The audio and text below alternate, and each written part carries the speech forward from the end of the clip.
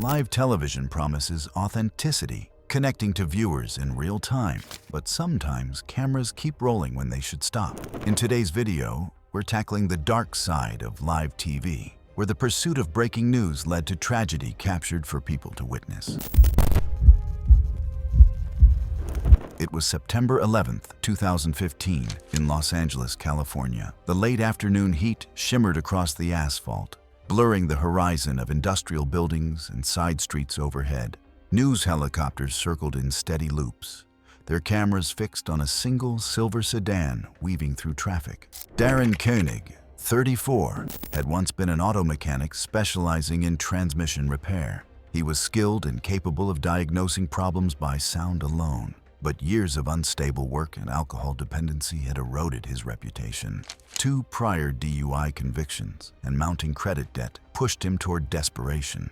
The sedan he drove that day, a gray Nissan Altima, was reported stolen from a client's lot 3 days earlier. Koenig had likely no long-term plan beyond avoiding arrest. The car's plates were flagged that afternoon during a routine traffic patrol on Vermont Avenue. When officers initiated a stop, he panicked. Police chases in Los Angeles often unfold under heavy helicopter presence, with live broadcasts from news networks turning them into public spectacles. Knowing the terrain, Koenig steered into a maze of industrial roads near Florence, attempting to lose visual contact. The pursuit lasted 23 minutes. Police dispatches confirmed speeds exceeding 90 miles per hour along major arterials before narrowing into warehouse districts. Patrol units maintained pursuit distance, wary of collisions. The media helicopter maintained overhead tracking, broadcasting live to multiple stations. As he entered a dead-end cul-de-sac lined with freight containers, 3 patrol vehicles blocked the exit. The sedan idled in the center of the lane, motionless for nearly 10 seconds. Officers took cover behind open doors. Commands were shouted through loudspeakers, but there was no response. Koenig's right hand rested on the steering wheel. His left reached toward the passenger seat, where he had retrieved the .38 caliber revolver moments before broadcast commentators initially speculated he was surrendering. The camera zoomed in through the windshield. Viewers briefly saw him raise the firearm, pressing it against the right side of his head, before the feed cut seconds later. At 4:12 p.m., a single gunshot shattered the stillness. The windshield glass showed a small exit hole with cracks spreading outward from it. The car lurched slightly as his foot slipped from the brake. Officers approached cautiously after confirming no further threat. Within moments, the television feed cut abruptly to an aerial traffic shot as anchors audibly gasped. The camera operator failed to pan away in time, and the studio delayed in cutting the feed, allowing a brief glimpse of the aftermath to air live for several seconds across local stations. Responding officers broke the driver's side window to access the vehicle, while others called for emergency services. Paramedics arrived within approximately 7 minutes, but found no signs of life. The revolver, a .38 caliber, was recovered from the floorboard with 1 spent casing. Dashcam and helicopter recordings later confirmed the sequence precisely, leaving no ambiguity about the cause of death. The coroner's report listed a single contact gunshot wound to the right temple, with an exit wound on the contralateral side of the skull, consistent with a self-inflicted contact shot. Toxicology later revealed a blood alcohol concentration of 0.11%, indicating impairment, potentially contributing to his impaired judgment during the pursuit. The cause of death was ruled as self-inflicted cranial gunshot injury. In the aftermath, Baptist's broadcast stations received hundreds of viewer complaints over the live footage. 2 broadcast companies jointly issued apologies. LAPD officials later confirmed that coordination protocols would be reviewed for future media pursuit coverage. It was October 12, 2016, near the eastern outskirts of Mosul, Iraq. The air was heavy with dust and the faint metallic scent of spent munitions. Coalition and Iraqi forces had begun their push toward the city's outer districts that week, and intermittent artillery fire echoed through the low hills. Jun Seok Hwang, 39, was a South Korean war correspondent. Over 8 years of field reporting, he had covered Gaza, Benghazi, and Kabul. Hwang's network agency, had pushed for more immersive coverage during the opening phase of the Mosul offensive. Segments that placed reporters visibly within advancing zones rather than behind coalition checkpoints. Hwang's partner, 41-year-old Iraqi cameraman Nabil Farhan, had worked with multiple international outlets since 2004. Together, they operated with limited protection, one flak vest each and 2 helmets, and a compact camera rig with a directional mic. The courtyard chosen for filming was a half-collapsed compound surrounded by waist-high walls, open enough for clear sound, yet partially sheltered from direct fire. The risk, however, was constant. Earlier that morning, several mortar rounds had landed sporadically in nearby alleys, prompting brief evacuations before the area fell quiet again. By noon, the gunfire had stopped entirely. Hwang saw the pause as an opportunity to record a brief segment emphasizing the tentative calm despite protocol requiring full protective gear. He opted for a lighter appearance, open vest, rolled sleeves, to create a sense of accessibility for viewers back home. Nabil agreed, noting the reduced noise levels and lack of activity overhead. Their local escort waited near an armored pickup about 165 feet away, urging them to finish quickly as the distant pop of small arms fire and muffled explosions persisted beyond the eastern ridge. The camera began rolling live at 12:42 p.m. Hwang stood near the low concrete wall, gesturing toward the smoke plumes in the distance, while Nabil framed the shot. The ambient sounds of sporadic rifle fire and faint artillery thumps carried through the air, but otherwise the scene remained quiet. Then, without warning, an incoming mortar round detonated roughly 25 feet behind them, the first to strike inside their sector since sunrise, sending lethal shrapnel through the courtyard. The sudden blast threw the camera sideways, partially shattering the lens, and fragments of metal and concrete struck both men. Nabil, positioned directly behind the line of impact, absorbed most of the shrapnel to his upper torso. His body fell forward instantly. Hwang, partially shielded by the low wall, was struck by debris and suffered multiple shrapnel wounds, as well as blast overpressure effects that caused fatal internal injury. The recording captured only a fraction of the event. The sudden roar, a cloud of dust, a few seconds of distorted audio, then static. When the feed cut, both men were already dead. Coalition medics reached the site after approximately 40 minutes, delayed by sniper fire and blocked access routes. The bodies were first transported to a nearby coalition forward operating base south of Qasir, before being flown onward to an Erbil field hospital for confirmation and repatriation processing. The coroner's report documented penetrating shrapnel injuries to the thorax and abdomen in both victims. Noting fatal blast trauma consistent with rapid death at the scene, the network aired a silent black screen the following morning, followed by a brief memorial segment. Nabil's family later received a brief acknowledgement from a journalist group. It was November 5th, 2017, off the southern coast of Lombok, Indonesia. The sea looked deceptively calm from the camera platform, bright blue, dotted with whitecaps.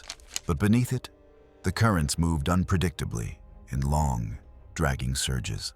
The production team for the Island Endurance Challenge had chosen this cove for its visual contrast of turquoise shallows and open surf.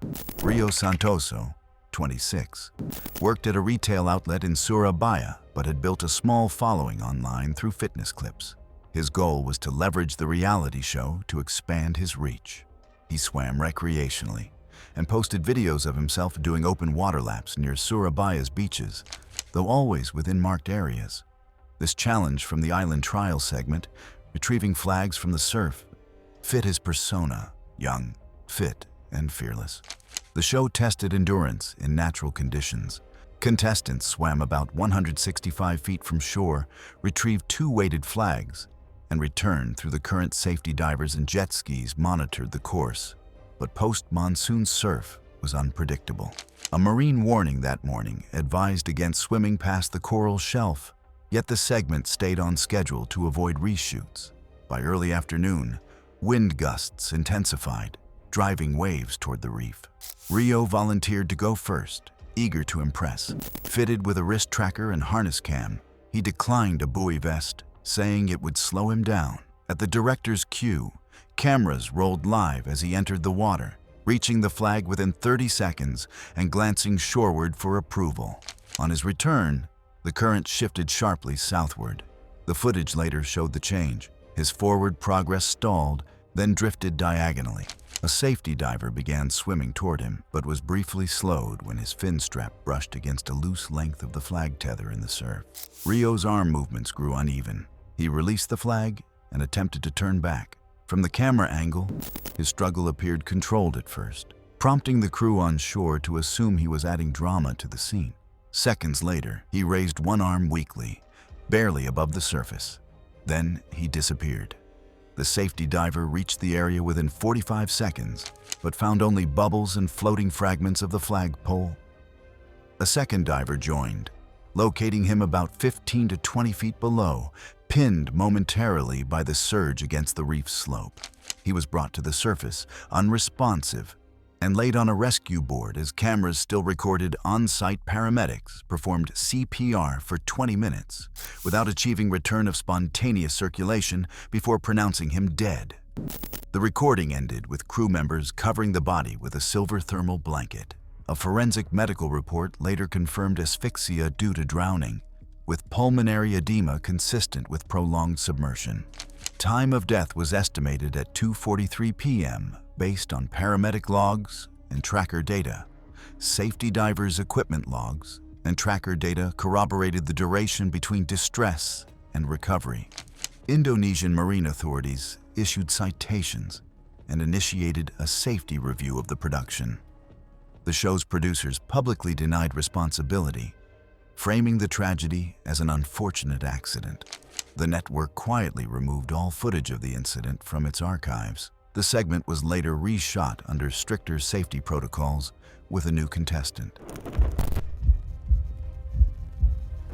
It was November 4th, 2016, on a rural stretch of Kentucky Highway 119 in Pike County. The campaign bus carrying a small media crew rolled steadily along the winding road. What appeared to be an ordinary political assignment concealed a moment of fatal recklessness.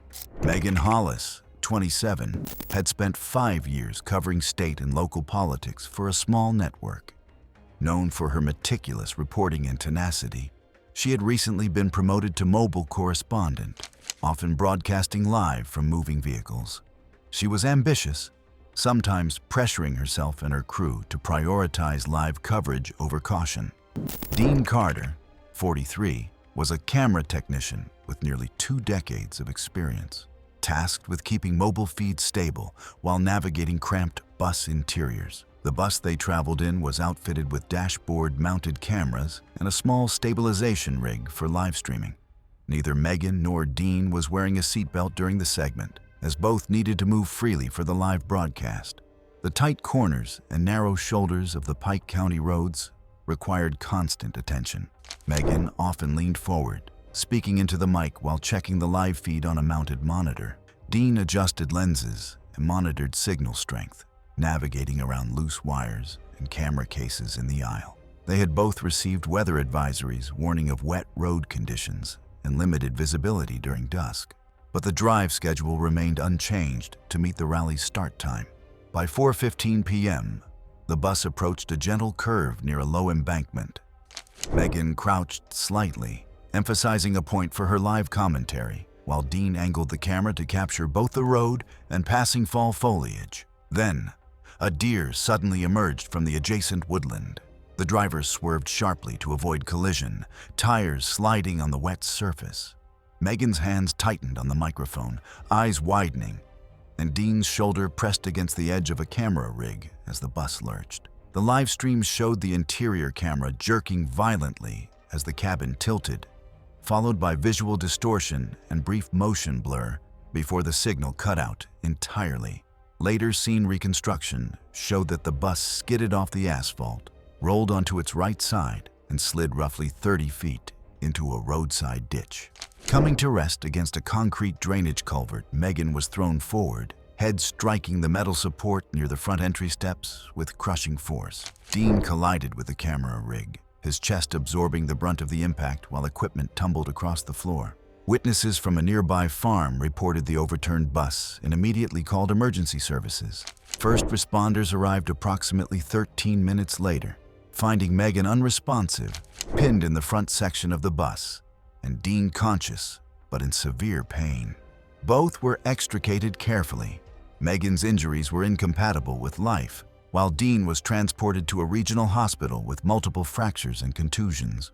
The coroner's report listed cause of death for Megan Hollis as blunt cranial and cervical trauma, with associated skull fractures. Dean Carter sustained blunt thoracic trauma with multiple rib fractures, but survived following surgery. Vehicle inspections confirmed the bus rolled due to loss of traction on the wet pavement, combined with abrupt steering.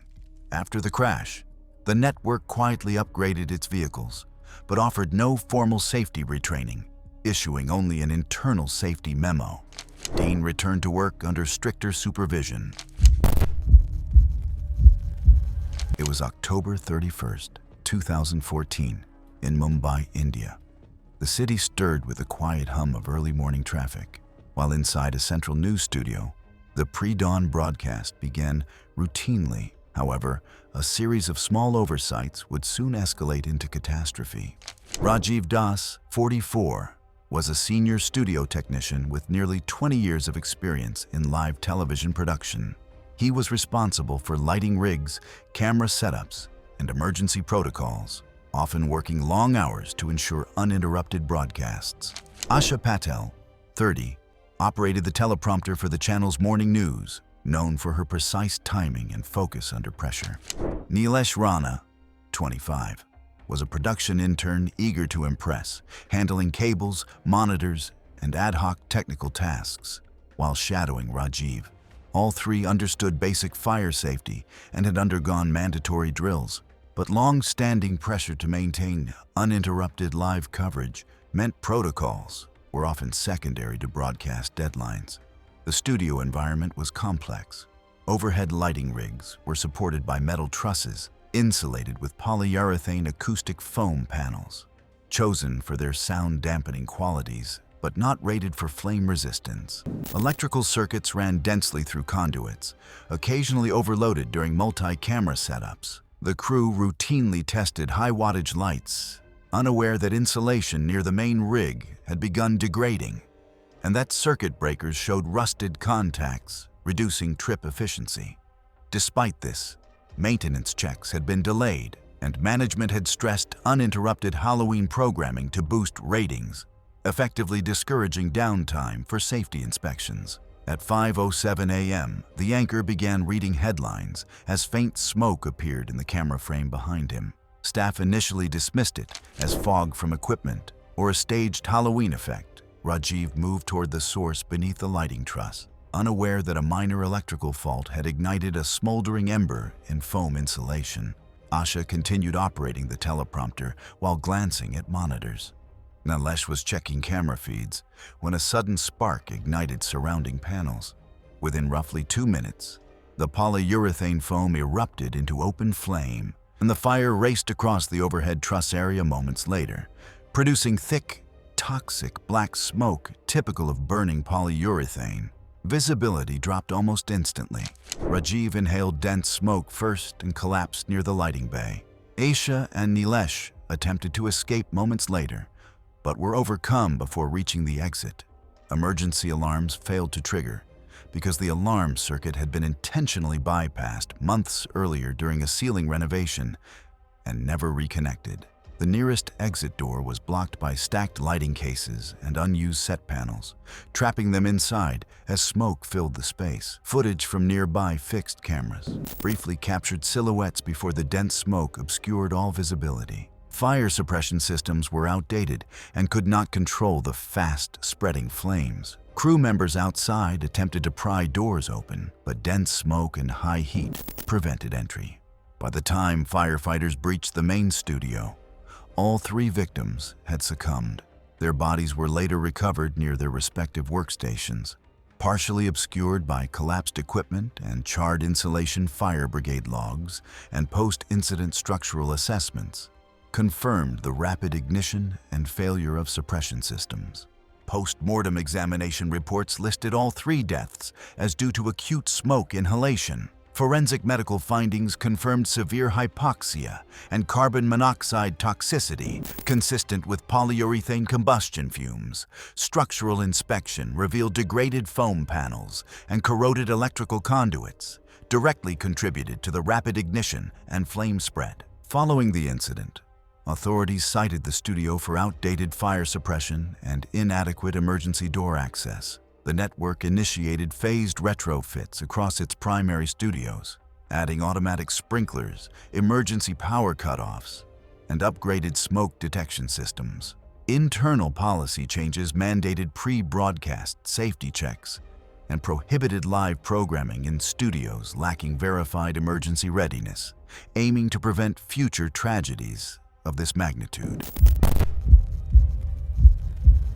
It was May 21st, 2018, in Cox's Bazar, Bangladesh. The early morning sky was heavy with dark clouds, gusts whipping sand and spray along the waterfront. Evacuation orders had already been issued for low-lying neighborhoods. Yet on the edge of the storm-swept promenade, a small broadcast crew prepared for live coverage. Arif Rahman, 38, was a seasoned meteorologist and field reporter for a local television channel. He had reported from Bangladesh's coastal regions for over a decade, covering cyclones, monsoons, and occasional river floods. Colleagues described him as methodical on air, yet prone to testing limits off camera, often positioning himself closer to hazards than protocols recommended. Arif carried his personal anemometer and windproof recording gear, trusting that past experience navigating storm fronts would keep him safe. He was motivated by professional recognition and the pressure of maintaining the network's reputation for real-time storm coverage. His team relied on lightweight cameras, tripods, and satellite uplinks, all set up along the waterfront behind a concrete storm surge barrier. The technical environment was unforgiving. Jagged rocks, eroded walkways, and waterlogged soil could give way under sudden force. Metal signage, intended as safety markers, was already corroded at the base, and crew members had noted visible rust and loose bolts the day before. Despite these warning signs, Arif insisted on filming near the highest wind exposure to demonstrate the storm's intensity to viewers inland. At 5:30 a.m., the crew began their live segment. Gusts were approaching 70 to 75 miles per hour, with sustained winds over 60 miles per hour, pushing sheets of spray across the barrier. Arif stood beside a heavily corroded metal post, gesturing to the storm surge and explaining expected wind velocities. Crew members positioned themselves a few feet away with cameras and cables, occasionally shouting instructions over the roar of the wind. Neighbors in nearby high-rises later confirmed seeing the sign sway under the pressure, and one assistant expressed concern over its unstable base, which Arif ignored. As the broadcast continued, gusts intensified. The corroded base plate and bolts had been weakened by years of saltwater exposure, leaving the post unstable under lateral wind pressure. Arif stood close to the base to gesture toward the surge. The stress from the wind and rusted fittings caused a sudden anchoring failure. The post sheared from its foundation and toppled toward him. As it fell, the fractured lower section and exposed bolt struck his neck, causing a deep penetrating injury that severed the left carotid artery. He collapsed instantly as the camera feed jolted, capturing only a brief blur before transmission cut out. Crew members rushed forward, attempting improvised first aid while one called for help. They tried to control the bleeding using camera cloths and gaffer tape, but strong winds and blowing debris made efforts nearly impossible. Emergency responders took roughly 8 to 12 minutes to arrive due to debris-blocked streets and rising coastal water. When paramedics reached the scene, Arif was pulseless and cyanotic. All resuscitation efforts failed. Structural inspection later confirmed that the post's corroded baseplate and anchor bolts had completely deteriorated under combined salt exposure and wind load, making structural failure inevitable. At the recorded wind speeds footage and eyewitness accounts corroborated the collapse sequence and the instantaneous nature of Arif's injuries. Post-mortem examination findings determined the cause of death as exsanguination due to a penetrating neck injury from fractured metal hardware, with associated cervical fractures and blunt impact trauma. The forensic medical report noted extensive soft tissue laceration consistent with impact from a collapsing metal post. In the following week, the company aired a short memorial segment honoring Arif's dedication to public safety and acknowledging the preventable risks that had contributed to the tragedy. A weather authority issued statements urging strict adherence to safety protocols for extreme weather coverage. Thanks for watching. If you like these stories, click here.